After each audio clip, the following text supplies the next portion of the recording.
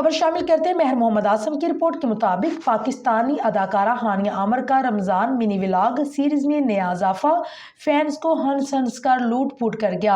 हानिया आमर अपनी अदाकारी और दिलकशी के अलावा एंटरटेनमेंट से भरपूर कंटेंट सोशल मीडिया की जीनत बनाने के सबब भी मशहूर हैं। हानिया आमर गुज़िश्ता साल की तरह इस साल भी रमजान मिनी व्लॉग्स बना रही है और इन मिनी व्लॉग्स में वो मेकअप आर्टिस्ट बाबर ज़हीर के साथ किसी प्रोजेक्ट से शूटिंग और डायलॉग्स याद करने के हवाले से भी बात करती दिखती हैं।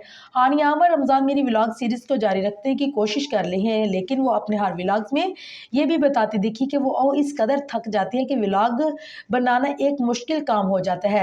अदाकारा अपने हर मिनी व्लॉग में तैयार होती, बाबर ज़हीर से हेयर स्टाइल बनवाती और कपड़ों का इंतखाब करने के बाद शूटिंग के लिए सेट पर जाती और वहाँ की लाइव अपडेट देती है।